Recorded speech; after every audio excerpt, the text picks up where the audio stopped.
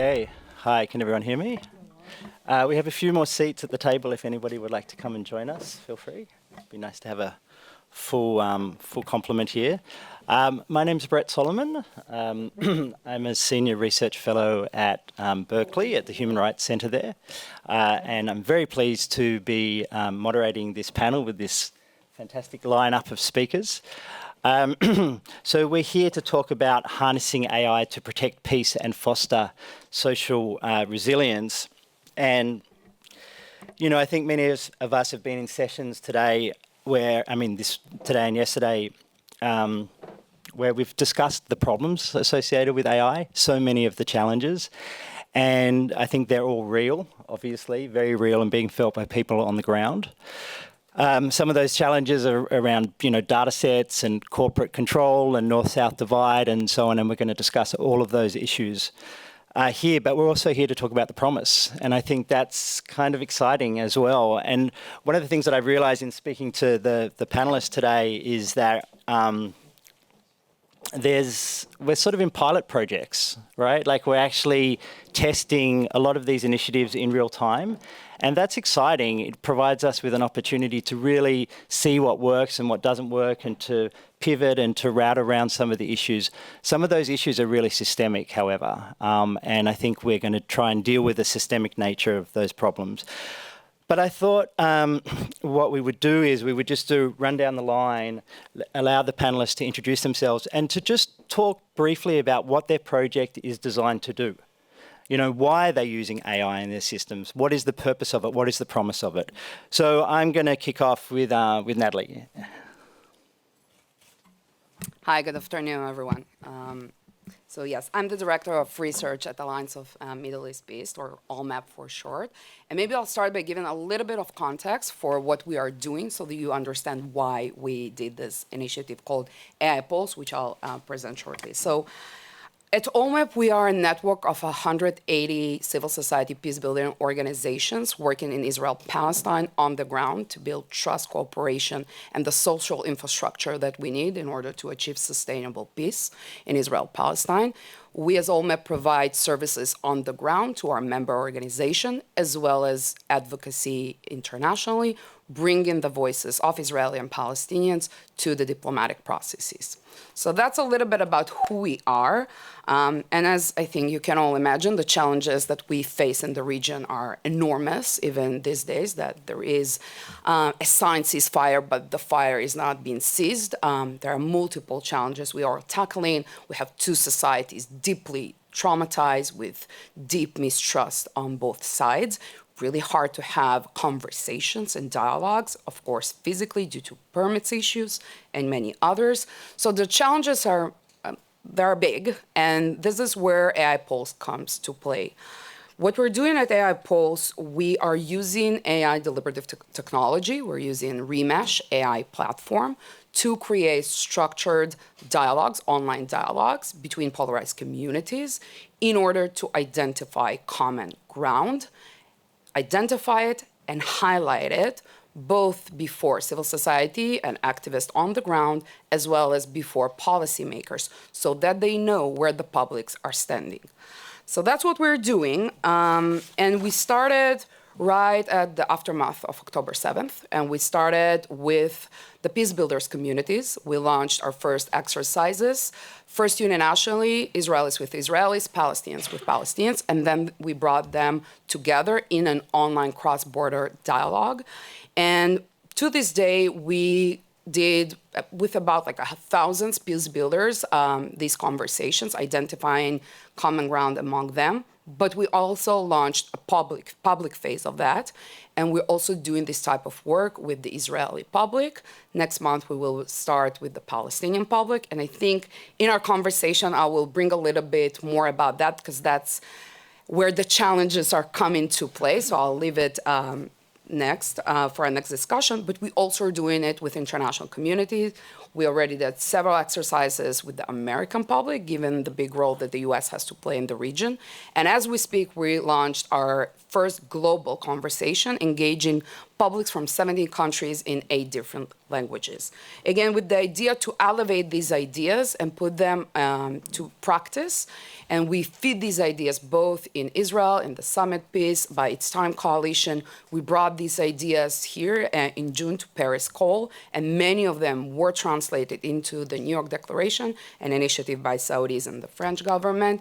And we also feeding these ideas constantly to other US policymakers, the US administration, and we see the resonance of these ideas in some of the policies that we see around us that do give us the hope that the voices, the local voices, are coming into these rooms where decisions about their lives are made. So that's really, in short, what we're trying to do is to build bridge between the public voice and the political action, and AI helps us to do it in large scale, simultaneous, and in multiple languages. So, here's the promise, right? Like this idea that you would have voices, very polarized voices that actually at some point overlap. There's some agreement, and the system is able to help to synthesize that, to identify where there's crossover and where there is still separation, and then also then to convey those voices to decision makers. And if you say it can get incorporated into an agreement, then this sounds like really using an AI system to achieve something that we might not otherwise be able to achieve. Let me turn to you, Juliet, because your project is much more focused on also communities, marginalized communities, and how they are able to use your tool to convey their marginalization or their needs as asylum seekers and migrants. So please, let's hear about your project, the promise and the possibility. Yeah, sure, thank you. I'm from Mission AI, and we were approached by France's largest NGO for interpreting called ISM, and they came to us with a problem. And the problem was we have 200 interpreters that are working with us, but we have so many migrants, and these migrants are waiting for services. And ISM works, just as a side note, with about 1,000 directorates in France. So that can be social services, healthcare, clinics, and other NGOs that give services to migrants. And so what we did is we developed an app whereby the people working in the services can speak with the migrants. But one of the things that we did was, because a lot of these languages are context-based, and we wanted to make sure that people weren't saying things that were really, really important or trauma-informed, and they were being misunderstood. So what we did is we developed an escalation model inside the app that detects when people are saying things, you know, around suicide or any kind of violence, so that it automatically detects that these people are saying that and that they need a help of an interpreter, and the app phones directly the interpreting center. Thank you. I spent a number of years at Amnesty International working on refugee rights in Australia, just at the time when the Tampa happened, which was sort of the big refugee crisis that has kind of defined Australian politics for the last, 25 years. But when you actually speak to people who have crossed borders, often, reluctantly, desperately, and who are trying to communicate in language to those who are potentially there to help them, can be very difficult. And those tools that you're talking about, your translation tool and your escalation tool, sounds like a brilliant way in which to be able to navigate some of those challenges. So looks like you want to respond to that. Yeah, just to add a little bit. Yes and no, actually, because again, a lot of languages are context-based, and depending on the situation, they may need a help of a human. And so I think that that's what this does, is it kind of offloads the work from the interpreters that could be just administrative or very general, and puts the real work of working through trauma cases or violence cases onto them. Thank you. So Michael, down the end of the panel, your approach is actually a regional one in a sense. I think one of the things that we'll talk about in the sort of the challenges and critique section is this sort of global north, global south, colonialist replication of colonialism into the digital sphere, and like how do we undo that, and how do we use AI as a tool in a kind of contextually or regionally specific manner. So please tell us a little bit about the project, the promise, the idea, the vision, what's possible. Sure, thanks. When you mentioned for us to speak about the promise of AI, it made me think about something I did 23 years ago in Indonesia when the country was transitioning from the New Order dictatorship after the fall of Suharto to democracy.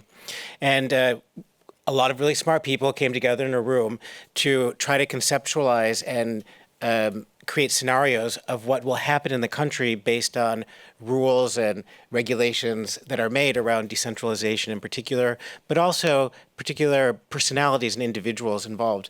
It was very analog, and I dare say it wasn't particularly successful because it was very analog and complex. And so now I think about like our project and how with the AI tools that we have, how much easier it would have made what I did 23 years ago. But let me explain briefly why I think what we're going to do is quite possible and will be very beneficial. But it's not in a vacuum. What we're proposing and what we're working on is how to leverage AI tools to help policymakers, civic and political and bureaucratic, to understand or imagine what the outcomes may be of the policies and regulations that they're creating. It's all very exciting. But then there's this question of how do you ensure that that translates into policy making? And this is where I say it doesn't happen in a vacuum. So maybe three elements I can cover quickly. One is this idea of knowledge ecosystems and how we need to, part of that is that the AI tools themselves are developed from the language and the culture and the experience of colonialism, experiences around climate change and climate resiliency, minorities, marginalized communities, all of that feeding into models that reflect us, that reflect our communities, reflect the way we look, the way we eat, the way we believe. Not necessarily how Northerners do, and having that projected on us. So that's one. The second is that the knowledge generation originates from us, that it's not an appendage to Northern research, but it's actually driven by Southeast Asia, and that Northerners may want to attach themselves to our research. I think it was Maria yesterday or another speaker saying how the North may need the South now more than they would like to admit, because of the challenges that have been faced in the past. So that's one part of this architecture of a knowledge ecosystem. The second area is if we're going to properly leverage artificial intelligence and the knowledge we generate from that, there has to be capability and capacity amongst those who can use it the most. And in that sense, it's government officials and politicians, civic leaders, academics, and we conduct training for them, where they can come together, oftentimes for the first time, across agency or across kinds of organizations, to learn about the potential harms, to learn about the challenges, to be able to identify who the stakeholders are with respect to particular harms, hands-on kind of scenario building and networking. And then they take those relationships externally with them. So there's building this information architecture, knowledge architecture, the capacity building, and then the third area, which I think is quite exciting that we're working on with our project called RAISE-C, RAISE Southeast Asia, is strengthening the way we can extract the insights from this knowledge that's generated from our communities and from our region, to then predict or think about, imagine what the outcomes of the things we do today, from governance to development of new technologies and innovation, how as governments, and we want to guide that, how to then take that and be able to trust that those insights are real and not hallucinations, or aren't biased because the tool was rooted in a different culture, a different part of the world. And then this tool will then help the policymakers and civic actors to together then think about what the potential harms may be, maybe how those policies need to be dialed back, changed a little bit, updated over time, and then ultimately ensure that people across our region can live in peace, safety, and flourish as human beings, as the first and foremost priority promise of technology. So that would be it in a nutshell. Thank you. I wonder if there are initiatives like this in other regions as well. I'm sure that people who are here, not from Southeast Asia, are thinking along the same lines. Can I just get a show of hands, like who here is actually using some form of AI or AI-enabled system actively in their work? And I'm not just talking about ChatGPT.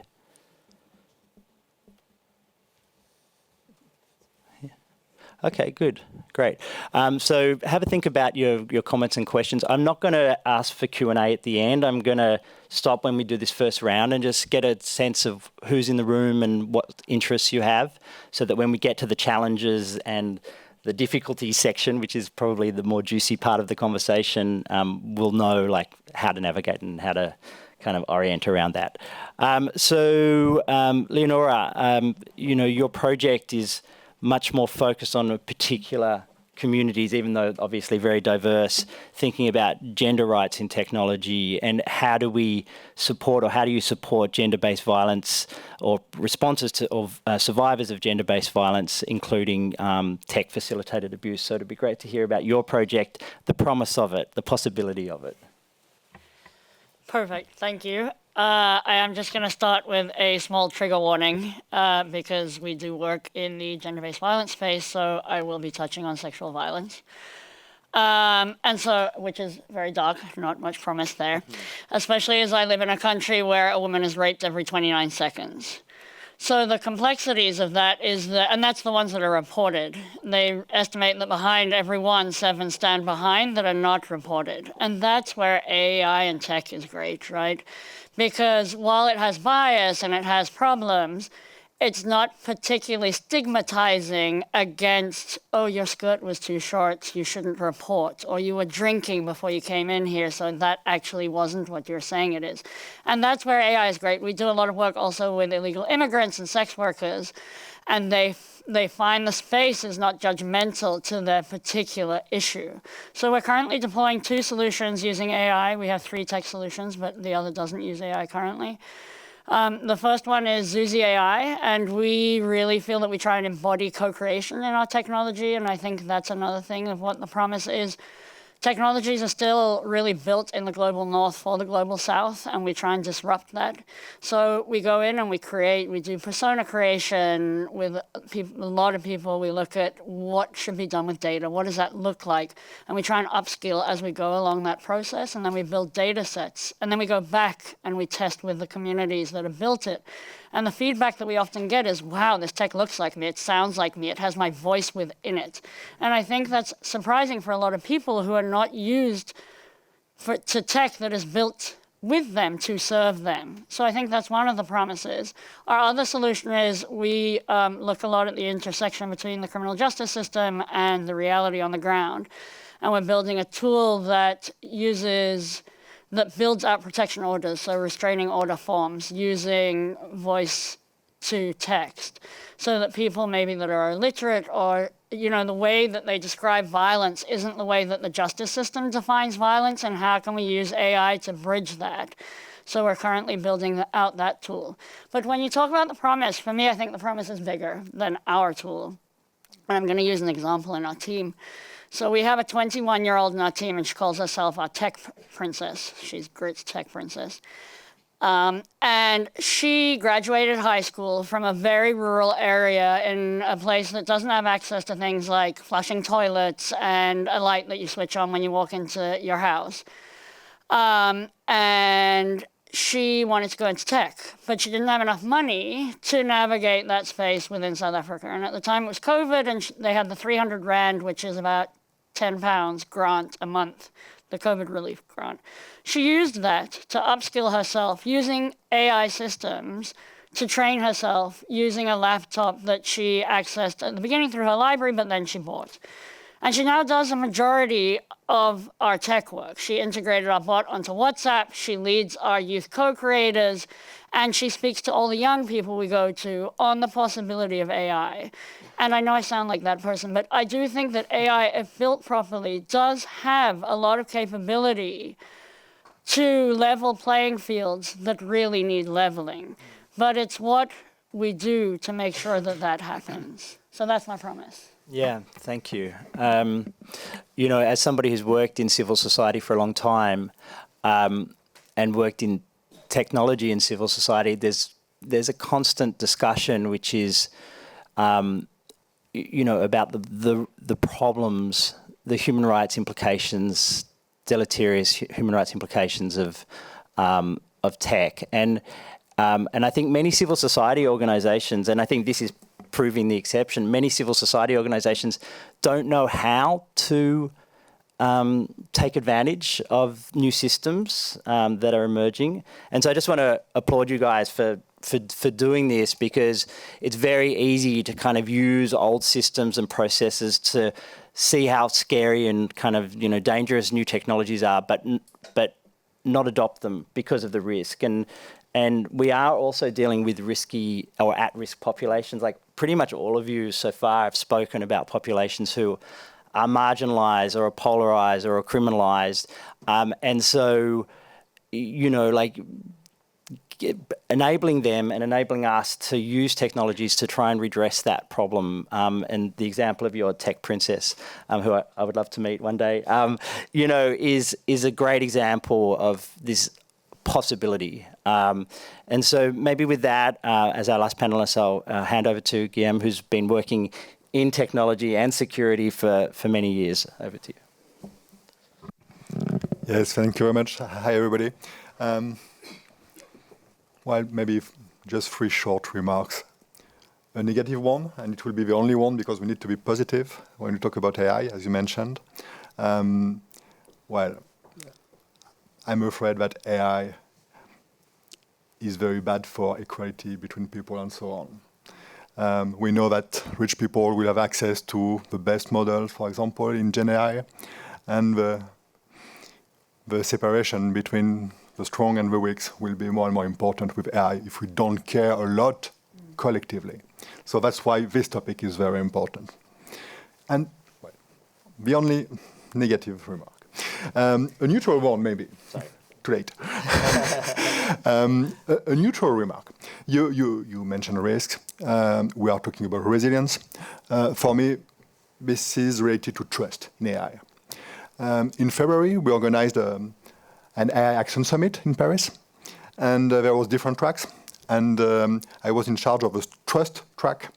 And it was very interesting to see that, okay, many people are afraid by AI. There are huge fears, including for experts, for researchers who have been working on AI for a long time.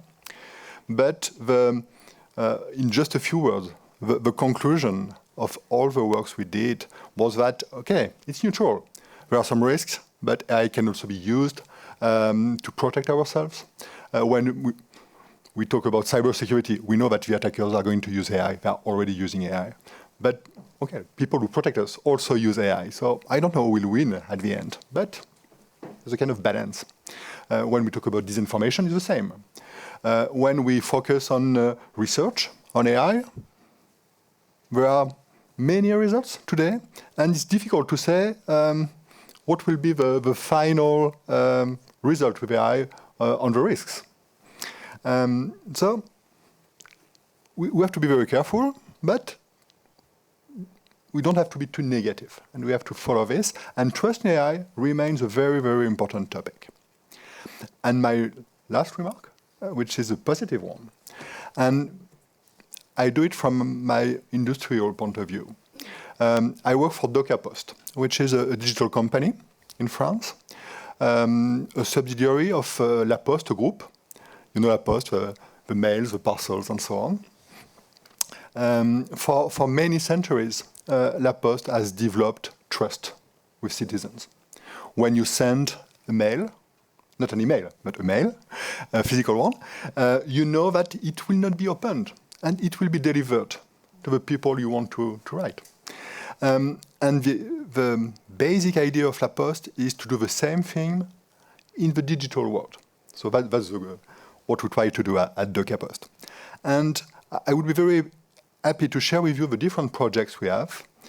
But my conclusion is that we are able to provide some products, services, using AI, probably very good technology, to serve all the citizens, to respect, of course, regulation, but also ethics, our values, to help everybody, the rich, but also the weak people. And we have more and more examples of such applications where we show that AI can definitively be a positive application. Thank you. Okay, so I'm just going to turn to the audience now for a moment. Any comments, questions at this point that you'd like to put on the table? Yep. Yeah, so my question was to Guillaume. There's a microphone there. And just, if you don't mind, we'll just keep it nice and short. We're just trying to just capture thoughts. So as you being the director of ANCI for more than 8 years, from 2014 to 2022, at that time AI wasn't the current LLMs and AI that big, but if you could go back right now at this current state and see, do you feel the threat of AI actually affecting the cyber landscape of France actually in ANCI? So rather than answering now, we'll just capture that, and when you come back with your round, you can address that. Anything else that anyone would like to put on the table? Otherwise, we'll move back to, yep. There's a microphone coming to you. How do you ensure transparency and accountability in your systems when you're using AI when it's often spoken about as a black box, especially for people that, or like governments that wants to fund projects like this? And they have to deliver on transparency and accountability to be able to actually invest the money in these organizations. How do you ensure that? Okay, great. So to the panelists, have a think about that, transparency and accountability when you're speaking. Anyone else that you'd like the panelists to address in their next round of remarks? Okay, so, oh yeah, there's one more, please. There's a microphone behind you. Yep. Yeah. Okay, please, sorry. Je vais poser ma question en français. Oui. I'm going to ask my question in French. Les titres, j'aimerais savoir. Now, looking at the title, I'd like to know.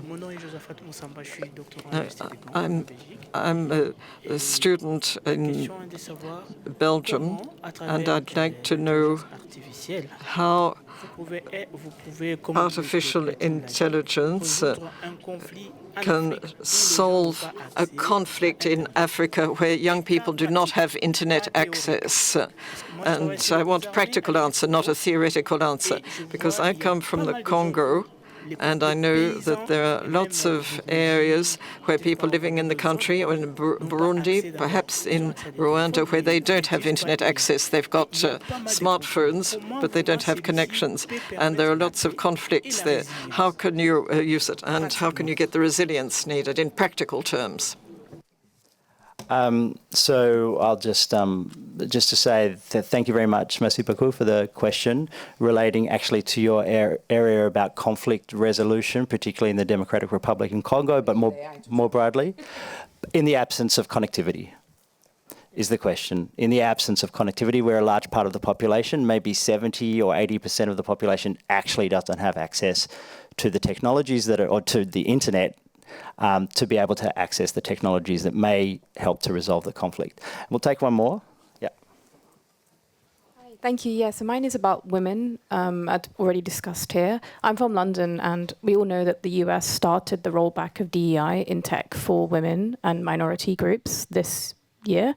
So my question is more about the flow of capital, because when it comes to investment in AI, in London there is so much like hypercapitalism and massive VC investment in AI companies that it's just off the scale. In the US, it's more intent. Everything you mentioned here, especially the global north, creating tools for the global south, how do we ensure that the flow of capital gets to those who actually need it? For example, as addressed in the previous question, when it comes to lack of connectivity and payments, for example, I work in fintech, how is that going to work when there's no internet? And also AI tools for those who actually need them, like people in war zones, women in countries where they're being assaulted all the time and they don't know how to, they can't get any access to anything. So how do we make sure that they get the flow of capital rather than it all being concentrated in the US and UK?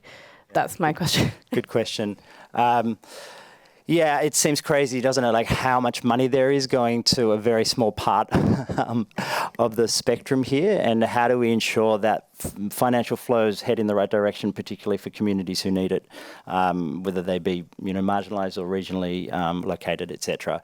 So thank you.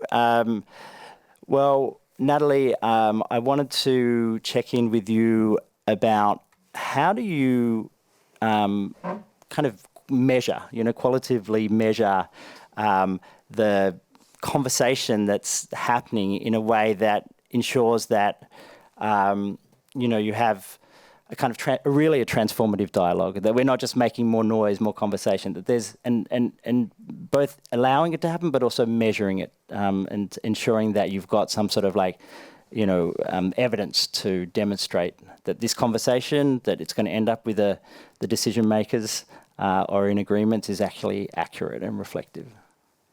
So I think you're asking several questions, because there is one is transformative and the other one is accurate. And I think these are not necessarily the same. But I'll start with I think, more important part in this context of Israel-Palestine, and that's how do you make sure that you do more good than harm by engaging in these conversations, right? And I think this insight was the guiding principle for our design from the very first day when we launched the very first dialogue. We understood really well that these dialogues are not just like research activities where, we're launching exercise, we extract data, and then we go to diplomats or whatever we do with that. The dialogue itself is an experience. You as Israeli enter in this room or, this live room, the chat box, because it really looks like a chat. Like you can do it through your phone, tablets, whatever. You're clicking on the link and you're starting to chat, basically. That's how it looks like. But you're seeing responses because you've been asked open-ended questions, you answer in your own words and languages, and you start to vote on answers by others in the same dialogue with you from different community, perhaps. So if you do a cross-border conversation, you will start seeing how many folks agree with what you said, and from what segments of society did agree with your statement and who disagreed, right? And you start to see also quotes and examples live. So it's an experience. If you as a Palestinian and Israeli for the first time entering this dialogue and all you see is dehumanization, you will leave this dialogue transformed for the worst, right? So I think for us it was really critical to ensure that we are doing more good than harm.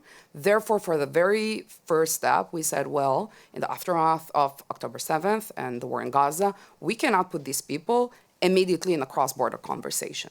So we started with our Peacebuilder community, but in a uninational setting. So we started with Israeli Jews in one conversation, Palestinian citizens of Israel in another conversation, and Palestinians in the occupied territories in Gaza in third conversation. We allowed them the rooms, again, online rooms, to have safer spaces to talk with peers from their own community, first about the same topics that we later engage them in cross-border conversation. So they can think together and reflect on these questions from a more safe space. And then we did a cross-border conversation a few months later on the same topics with communities from these three segments of the society. So that's, I will say, one thing. And the same logic goes to the public phase. We did not launch it immediately with Israelis and Palestinians. We started it uninationally within, and I'm sure you all know that, but each society is polarized in and of itself. So having conversation within the Israeli society, you also need to take into account that there are so many other opinions. Same goes for the Palestinians. And here maybe I'll do a side note on the challenge within Palestine and address some questions of accessibility. The technology that we have to access Israelis, Americans, and even some of the global respondents is not yet developed in Palestine. To be able to sample representative samples, and that's what we're doing. When we're doing the public phase, we really care about representative sample, ensuring that it mirrors as much as possible the censuses of those societies. In Palestine, there is no capacity to do that yet through online panels. So usually if you go in Palestine to do surveys and polling, you're either going to be doing it via phone or on the streets with tablets. But we, for these exercises, need an online connectivity to be able, for the duration of this conversation, it could be 5 minutes or an hour, for that person to be able to connect through online, right? So we're actually understanding this challenge and understanding that we cannot create a project that wants to engage Israelis and Palestinians without this capacity. So the very first thing that we did is starting to build the capacity on the ground, and we are partnering Remash ourselves with a local Palestinian partner that is building this capacity, is now in a testing phase, and we anticipate that in November, late November, we will be able to run first of its kind online panel conversation with representative samples from West Bank and Gaza, giving representatives to the fullness of the society. So not just like one city, Ramallah, and saying that these represent the Palestinians' voices, but going to the different localities within each of these locations. So that's just to say that, you know, this is part of the design and the thinking of how you approach it, even before the conversation started, right? So there are many steps in the design that you need to take into account. Now, I also want to say, and I mentioned it briefly in my opening remarks, during the conversation, once it actually launched, something really powerful happens. So besides asking the people to address the question that we as researchers pre-designed, and they answer it in their own words, they're typing in their own languages, as I said, people are voting on answers given to the same question by other people in that conversation. So they actually can see the common ground, or not, right, emerges in front of their eyes. And when we did it with our Peacebuilders, and again, maybe for, I don't know how many of you are familiar with the peacebuilding world, but I know that some have the assumption, well, surely Peacebuilders, so you all share the same values. I don't think in April 24 in Israel-Palestine, you could assume that. So when we did these conversations between Israelis and Palestinians with the goal of seeing where are we standing as communities, can we agree on something, on values, or on shared vision, on demands from the international community that we can then bring to the diplomats, can we agree on that?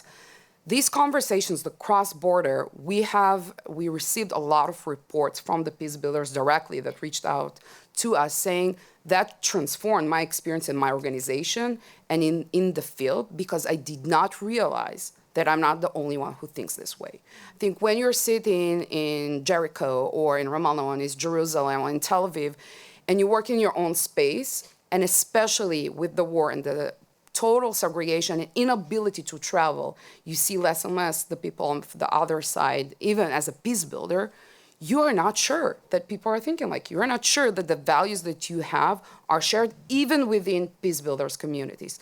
So we received a lot of this feedback that the ability to see the common ground emerging live during the conversation was very transformative. And of course, and here I'm going to the accurate part, right? Because that's whether it's transformative, whether we're building trust through these conversations. The accurate part, because there is AI involved in these live dialogues, and it's involved in different stages, and I will not go into it right now, but we can talk about it later, we never will take a conclusion from that dialogue and bring that to the policymaker and say 70% of Palestinians and Israelis think X, because there is interference of AI during the conversations.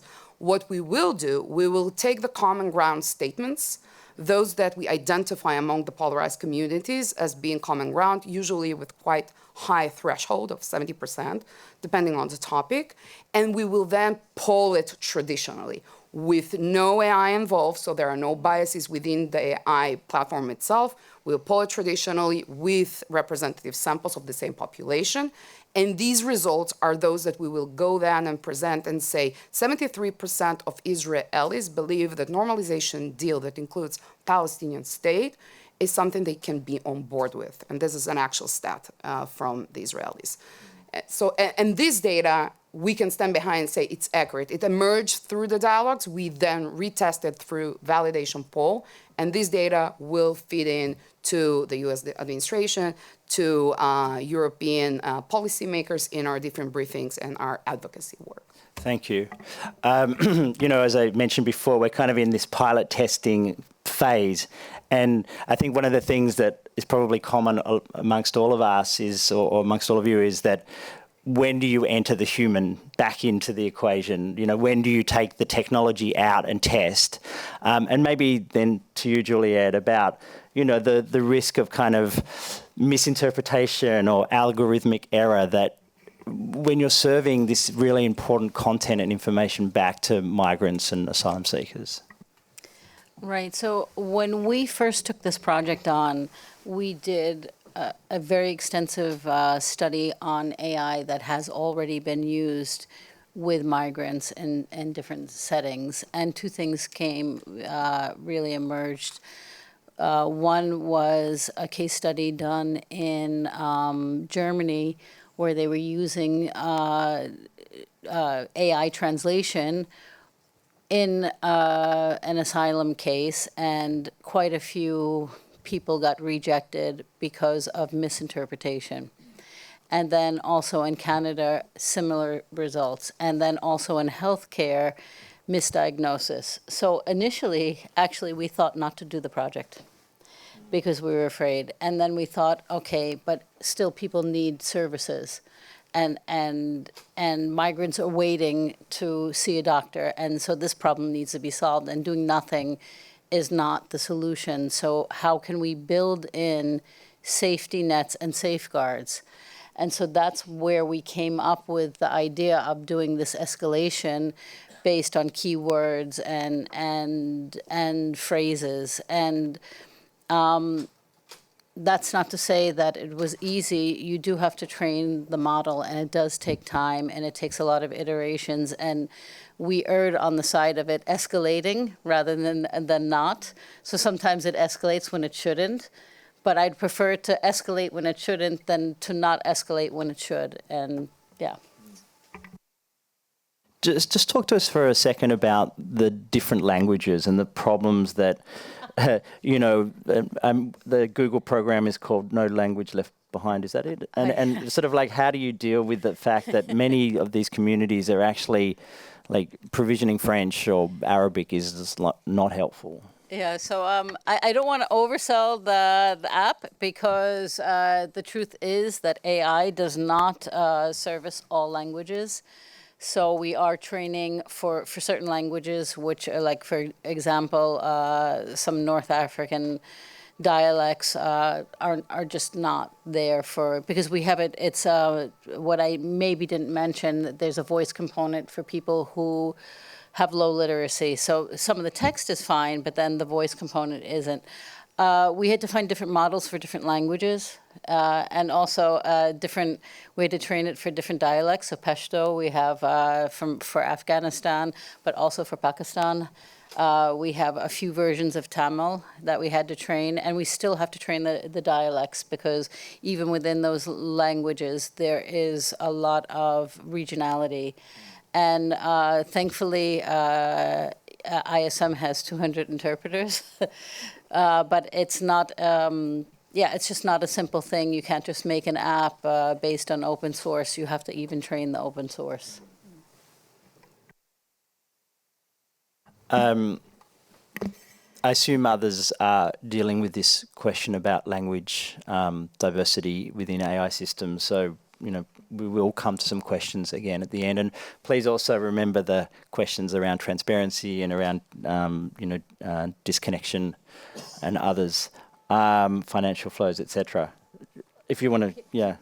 Can I address the financial flow one? Because this one is actually quite close to my heart, too. Yeah. When we started Mission AI, we are a private company. And we were intentionally private, but we knew that going in front of investors sometimes sometimes we don't get the investment because we're more focused on impact. And 2 weeks ago, I was at the AI Summit in Amsterdam, the World Summit, speaking. But on the good news side of things, there are a lot of people building for good. And so I think that intentionality from the private sector is really important, but also the public sector and donors have to invest in this just like any other kind of investment. Michael, to you. Talk to us about, some of the challenges associated with this sort of prediction that you get through the system, for want of a better word, and how do you, translate that into decision maker or actual policy in the region, and any other of the challenges that that you're addressing in the implementation of your project. Sure. So there's no silver bullet for how you translate, the work that we're doing to result in policies that come out the other end. It's, as I mentioned before, we have to think about this within the context of the ecosystem, a knowledge ecosystem, and how knowledge is created in different ways. And that includes the analog ways. We heard from some of the other folks here about, the in-person elements are also very important. AI and AI tools are just that. They're tools that help aid us in being human, not trying to change us into being something different. And we need to make sure that, so in order to ensure that the policies that come out of scenario building and foresight efforts are credible, policymakers need to be able to rely on the tool's credibility. So that's why I spoke earlier of how it's so important in our part of the world, in Southeast Asia, for us to be assured that the models that we're using speak to us. I think someone else mentioned how important it is to see someone that looks like you. Well, it's also important to know that, an AI agent that you're interacting with is reflecting your values and your cultural background, the challenges and problems that you faced, and not just translating from the English to your language. I had a conversation last week with some policymakers from around ASEAN, which is the Association of Southeast Asian Nations. And, one of the things we talked about is you can ask ChatGPT, for example, I'm having a workplace problem with my boss or a colleague at work, and it will give you an answer. But that answer is based primarily on American data. And so your answer of how you should solve your problem is based on how someone sitting in New York would do that, which I assure you in Bangkok, where I live, in Thailand, you don't take a problem on head on like that. There's some conflict aversion in a good way. So I say this because it's important to know that any model or tool that we're using to predict or help us imagine the future coming out of policies and policymaking needs to be reliable. And there is increasing concern among people I speak to Southeast Asia, within government and civil society, that they feel powerless because there's so much power accumulated in the North, specifically in places like Silicon Valley and different cities in the United States. And they have very different values. And I think this speaks to, one of the other question here about ensuring that capital moves in the right direction. Well, incentives have to change. We can build public good technology, and governments can invest in that. And through policy making, we can steer the innovation in the direction that is beneficial for our societies. And I assure you 100% that what is beneficial for the place where I live and where my friends live is not the same for people here in Paris or in Washington, D.C. and that we have to constantly keep in mind. And I think the other question around, transparency and accountability is, just I worked for government in the past. I've given money to organizations. I understand the accountability and so forth. But we have to make sure we're not having the bar higher for people working on public good than it is for private companies that are chasing money and profit. That's really important, because the demands that you put on for a government investment shouldn't be higher than the demands that are being made on, particularly on a foreign company that's extracting from your company. But that's a whole nother conversation to talk about. But maybe I leave it there for the moment.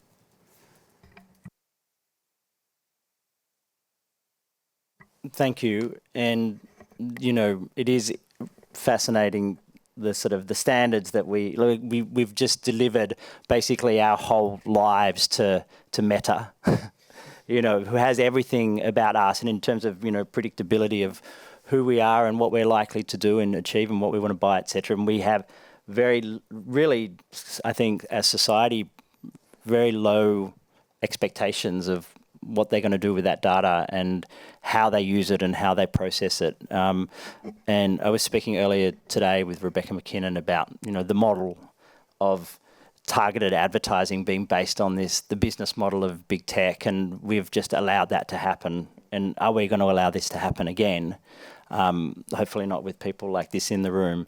Leonora, why don't you talk to us about some of the challenges that you're facing, how you're addressing them with your communities, and thinking also about some of these questions. I think it would be good for us to address as best we can, and perhaps you can, around the digital divide and what it means to be excluded, as these new technologies take over all of our lives. Just being disconnected doesn't absolve us, it actually further excludes us. And so thinking about how to bring, I think there's still 2.5 billion people who are not connected to the internet, how to bring that community, who are probably largely black and brown and rural and marginalized already, into the conversation. Sure. Small questions then. So I think when we look at what our greatest, and I'll get to the digital divide and connectivity at the end, but when we look at what our greatest ethical trade-off is, when you asked me this question, I sent it to the team, and I was like, okay, guys, let's see. I think it's around data, right? I think we need community data in order for our technology to work and respond in the way that it should.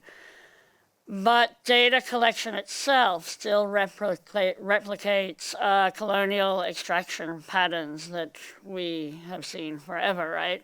So what we did recently was we built what we call vanilla Zuzi, which is basically Zuzi trained just like on OpenAI plonked there. Zuzi is our chatbot, that's the name of her.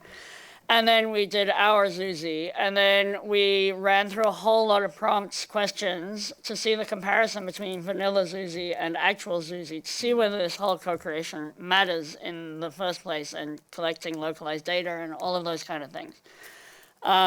And we found that vanilla Zuzi, while on the very generic, more Western kind of premise questions, did okay. She did incredibly badly on anything related to, traditional healing, traditional culture, slang. Like we often see when we're talking about abortion, this term back to sender is used very often to identify abortion. Whereas vanilla Zuzi thought that was talking about the post, which it definitely wasn't. But interesting also, vanilla Zuzi did really badly on coercive control, which is not an African problem. But that I think also speaks to the gender issue on the training sets available generally on AI, right? So what do we do about that ethically? So we collect ethically. That's funny. Is that even possible in a digital divide situation? And we try and do our best. Like we pay people for their data. We make sure we look at consent. Consent can be withdrawn at any time. We do extensive conversations around what data is in the first place, the commodity of data, all of those kind of things. And I was having a conversation around this yesterday because they were asking if we're GDPR compliant. And I was like, yeah, we are. But are we? You know, because our stuff is still going to Silicon Valley. So yes, we anonymize it, all of those kind of things, but it still ends up in the States because that's where it's all sent currently because we don't have our own LLM. And are we actually ethically collecting? Because do the people we're talking to really, truly understand what data is? And the concept of data is so abstract. So, yeah, it's a huge ethical conundrum. And then I was very privileged to attend the Action AI Summit in Paris, and then the AI Summit in Kigali, which was very different. And now South Africa is having 50,000 really fun G20 events also on AI that I've also been very privileged to attend. And I keep on getting asked repeatedly about data sovereignty. It's like the in word at the moment is data sovereignty. And I'm always kind of laugh a little bit, and I'm like, in Africa, data sovereignty, is that actually even like, are we pretending? Is that a thing? Like, because we don't have any digital sovereignty. We don't own the compute. Like, when we truly don't, and it costs so much that we can't even compete on it. We don't own most of the infrastructure, and the models are trained in the global north. So what data sovereignty are we talking about in the first place? And I think that's the reality of the situation, right?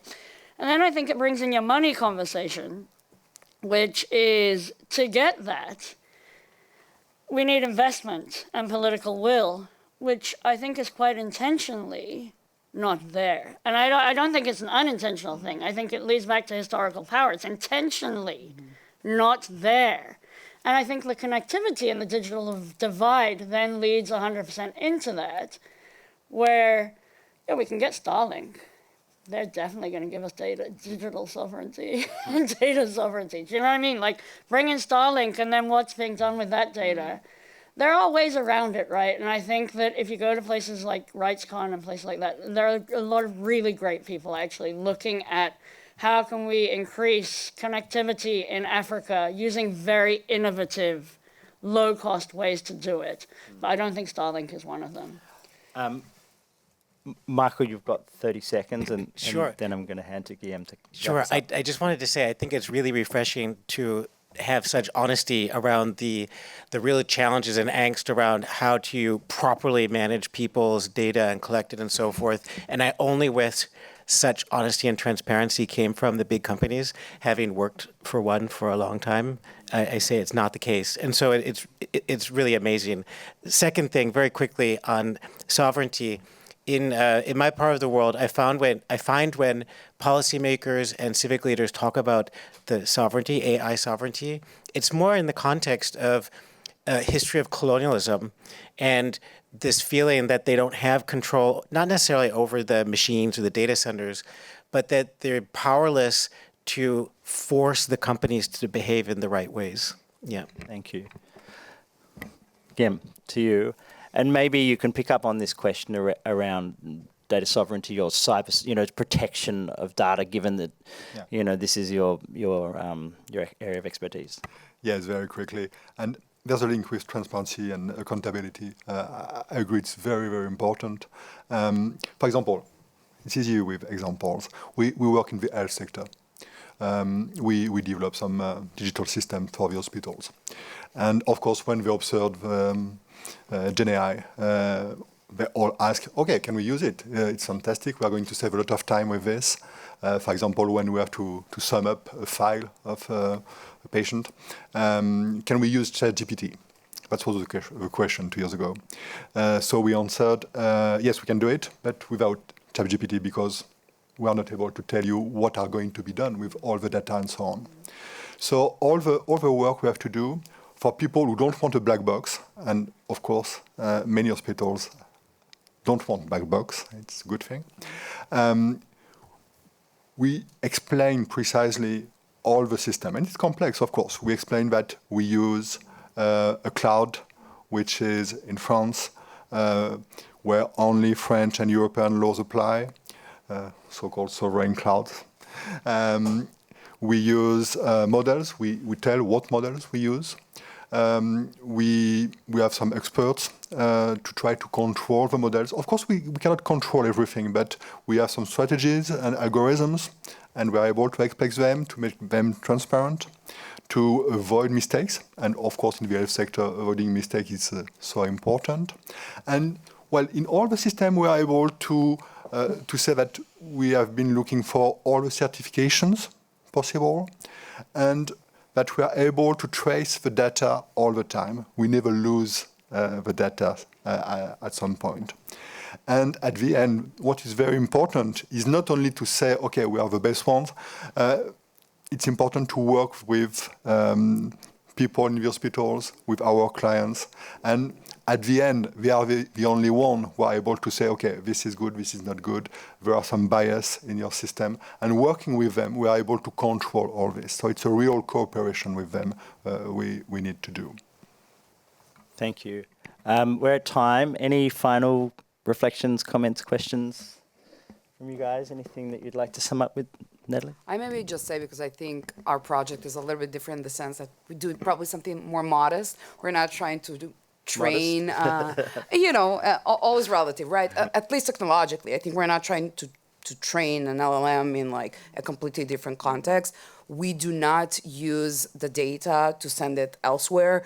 It's actually fully anonymized. We don't even have idea. So if we ran a dialogue with Peacebuilders and then we ran another dialogue with Peacebuilders, we don't know if these are the same participants because we don't store any information, specifically because it's so sensitive, right? It's for, especially for Palestinian participants, there is a threat of life, right? To be participating in such conversations sometimes. So I think the challenge is different, but it's nonetheless, I think the context so matters when we, for example, crafting the protocols, when we're crafting the questions, making sure that it takes into account the very specific local political context and how we ask our questions, and the languages, of course. And that's where Israelis and Palestinians, native speakers and experts are throughout the process of the design of the questions, of the translation of the questions, of the translation of the inputs, of the check on the synthesis that the AI does, so that we don't leave it to the AI to decide for Israelis and Palestinians.